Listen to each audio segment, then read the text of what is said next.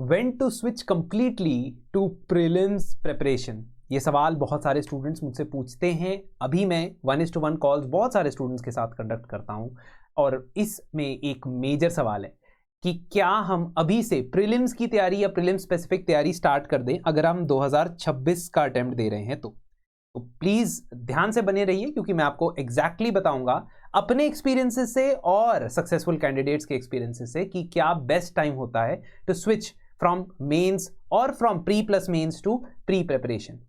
ये इसलिए जरूरी है क्योंकि ट्रांजिशन की टाइमलाइन पता होनी चाहिए और एग्जैक्ट टाइमलाइन मैं आपको बताऊंगा डेट के साथ। इसके अलावा आपको एक समय ऐसा जरूर आएगा जब 100% dedicated focus on mains prelims देना पड़ेगा, जिसमें मेंस बैक सीट लेगा। ये रियलिटी है। आप जितना मर्जी उसे चलाने की कोशिश करो कि मेंस भी पढ़ लेंगे साथ में, वो नहीं होगा at one point of time. इसी वजह से मैं आज आपसे सिंपली बेसिक अपनी अंडरस्टैंडिंग शेयर करना चाहता हूं। यूपीएससी प्रीलिम्स 2026 की डेट है 24 मई, 171 डेज आज से 24 मई तक। यूपीएससी मेंस 2026 है 21 अगस्त, दैट इज 260 डेज। आज से बीच में बच गए 89 डेज, है ना। अब अगर मैं बीच के डेज को भूल भी जाऊं कुछ समय के लिए, तो अब हमारा सवाल यह है कि क्या मैं अब बाकी के 170 डेज एक्सक्लूसिवली प्रीलिम्स को देना चाहिए या नहीं देना चाहिए। In my experience, you have to understand that there can be two different types of candidates, या three in fact। एक कैंडिडेट वो है जिसका पहला अटेम्प्ट है, जिसने कभी प्रीलिम्स नहीं दिया है, तो जाहिर सी बात है मेंस भी नहीं दिया होगा, इंटरव्यू भी नहीं दिया होगा। ऐसे कैंडिडेट को तकरीबन 120 डेज एक्सक्लूसिवली प्रीलिम्स को देने चाहिए। In an ideal scenario that candidate must give 120 days before prelims to the specifically prelims oriented तैयारी, जिसमें मेरा मतलब है कि वो कोई मेंस के आंसर्स नहीं लिखेंगे अपार्ट फ्रॉम लेट्स से 1 और 2 here and there.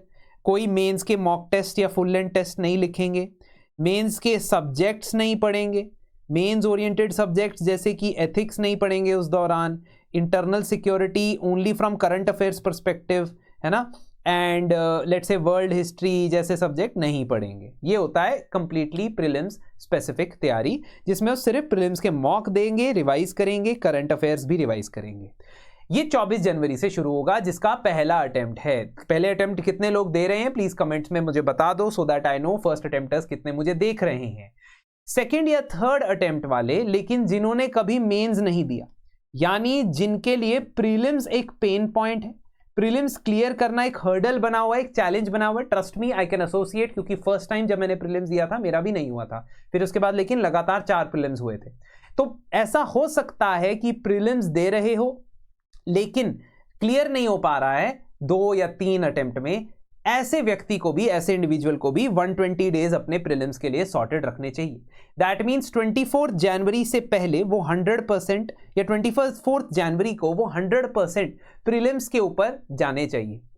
Lastly what you need to understand is कि जो कैंडिडेट सेकेंड, थर्ड, फोर्थ या मल्टीपल अटेम्प्टर है लेकिन उसने मेंस लिखा है, अब क्लियर हुआ है नहीं हुआ है ये मैं नहीं कह रहा, मेंस लिखा है, मेंस लिखने का एक्सपीरियंस है उस व्यक्ति को, तो इस पर्टिकुलर कैंडिडेट के लिए एक चीज तो क्लियर है कि ये प्रीलिम्स क्लियर कर चुका है। और क्योंकि ये प्रीलिम्स क्लियर कर चुका है, there is a certain level of confidence that comes with this particular achievement. आप अच्छे से क्वेश्चंस को टैकल कर सकते हो, प्रेशर को टैकल कर सकते हो, ये आपने दिखाया है प्रीलिम्स क्लियर करके। इसका मतलब है कि आपका फोकस होना चाहिए अब मेंस को मैक्सिमाइज करने पे। जब आपका अटेम्प्ट मेंस को मैक्सिमाइज करने की तरफ बढ़ेगा तभी आप इस अटेम्प्ट को फ्रुक्टिफाई कर पाओगे। If you don't want once again to just give the mains you and not clear it, perhaps you would need 3 weeks more on mains, and that is why I believe कि ऐसे candidate को 13 फरवरी अपनी deadline रखनी चाहिए जिसमें वो completely prelims पे switch करेगा। इसके बहुत सारे कारण हैं। एक कारण मैं आपको कॉन्फिडेंस का बता चुका हूं, लेकिन दूसरा कारण ये कि जब हम मेंस के लिए पढ़ रहे होते हैं ऐसा जरूरी नहीं कि प्री की हमारी तैयारी नहीं हो रही होती। फॉर एग्जाम्पल यूपीएससी प्रीलिम्स में पोस्ट इंडिपेंडेंस हिस्ट्री में से सवाल आते हैं, यूपीएससी प्रीलिम्स में पॉलिटिकल थ्योरी टाइप के सवाल आते हैं, यूपीएससी प्रीलिम्स में गवर्नेंस से जुड़े सवाल आते हैं जिसमें हेल्थ सेक्टर में इंडिया के अंदर स्टेट क्या जिम्मेदारी निभाते हैं, ऐसे सवाल भी आए। That means it is not always going to be 100% isolation. But हाँ, मेंस की तैयारी जहां तक मैं कहूंगा आप बिल्कुल ना छोड़ें, 13 फरवरी तक करें। क्या इसका यह मतलब है कि 100 दिन जब तक नहीं बचेंगे तब तक प्रीलिम्स का कोई एमसीक्यू ना करें, प्रीलिम्स की कोई टेस्ट ना दें? ये मेरा मतलब बिल्कुल भी नहीं। आई एम जस्ट सेइंग कि मेंस की प्रिपरेशन को आप कंटिन्यू रख सकते हो, जिसमें आप उसका प्रपोर्शन रिड्यूस कर सकते हो वीकली बेसिस पे। मान लो आज की डेट में आप मेंस को 80% ऑफ योर टाइम देते हो, 1 month from now you should be giving only 50% of your time to mains, and then ऐसे ट्रांजिशन करो कि at the end of 13 February mains का सारा काम खत्म। तो ये ट्रांजिशन करना बहुत जरूरी है और इसी ट्रांजिशन को आपको एग्जीक्यूट करना है। अगर आप चाहते हो कि मैं इससे रिलेटेड एक डिटेल्ड प्लान दूं तो प्लीज मुझे कमेंट सेक्शन में बता दो। I will share it on my Telegram group as well. तो रहना है ना 05, this is my Telegram handle, आप इसे ज्वाइन कर सकते हो, where I discuss each and every day. एक मैंने इनिशिएटिव शुरू किया आंसर राइटिंग चैलेंज का, तो उसको भी आप एक बार देख सकते हो, है ना, फ्री ऑफ कॉस्ट है, और उसमें मैं रिव्यू या फीडबैक भी देता हूं। अब प्रीलिम्स के लिए स्विच कब करना है ये हमने क्लैरिफाई किया, लेकिन प्रीलिम्स के लिए स्विच करने के बाद रिवीजन कैसे करना है उसके 3 ब्लॉक्स हैं, ब्लॉक 1, ब्लॉक 2, ब्लॉक 3। ब्लॉक 1 में आप सभी सब्जेक्ट्स को 50 या 60 दिन में रिवाइज करोगे, डिपेंडिंग अपॉन, ये आपका साइकिल 120 डेज है, 100 डेज है, डिपेंडिंग अपॉन आप कौन सी कैटेगरी में आते हो फ्रॉम द फर्स्ट 3। उसके बाद नेक्स्ट ब्लॉक में आप सभी सब्जेक्ट्स को रिवाइज करोगे, लेकिन इस बार दुगनी स्पीड से, क्योंकि अब आपने एक बार पढ़ लिया है। एंड लास्ट ब्लॉक में जो सबसे डिफिकल्ट सब्जेक्ट आपको लगते हैं, जो index ranking reports, places in news, geographical mapping, ये सारी चीजें आप इस लास्ट के ब्लॉक में करोगे। ऑफ कोर्स जो आपने टेस्ट लिखे होंगे मॉक टेस्ट, उसको रिवाइज करोगे। ऐसे प्लान को ना मैं डिटेल में डिस्कस करने वाला हूं। अभी 13th को मेरी एक फ्री वेबिनार है, मेरा एक फ्री वेबिनार है 13 दिसंबर को, ठीक है। तो वेबसाइट पे जाके आप उसे चेक कर लीजिएगा एक बार, है ना, फ्री वेबिनार है। उसमें आपको मैं डिटेल प्लान प्रीलिम्स के पर्सपेक्टिव से दूंगा।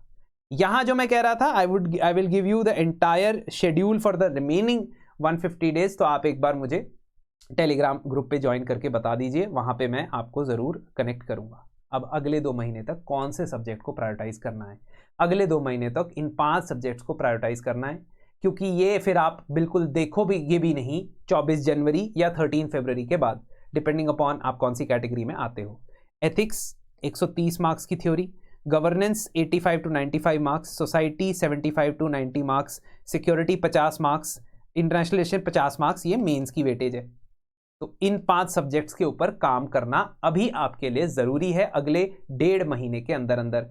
और हम जो रोड टू रैंक प्रोग्राम है हमारा, कंप्लीट मेंस मेंटरशिप प्रोग्राम मैं रन करता हूं, और उस मेंस मेंटरशिप प्रोग्राम के अंदर आपको जो लेक्चर्स मिलने वाले हैं, वीडियो लेक्चर्स मिलने वाले, वो भी इसी को ध्यान में रखते हुए बनाए गए, क्योंकि मैं खुद कैंडिडेट रहा हूं, मुझे पता है कि कब कौन सा सब्जेक्ट हमें पढ़ना चाहिए, कौन सा नहीं पढ़ना चाहिए, और किस सब्जेक्ट को दिसंबर में पढ़ के हमें फायदा मिलेगा। इसलिए मैंने प्रोग्राम भी ऐसे ही प्लान किया है कि IR और एथिक्स और इसके बाद इंटरनल सिक्योरिटी, इसी तरीके से कवरेज आपको उसमें मिलेगा।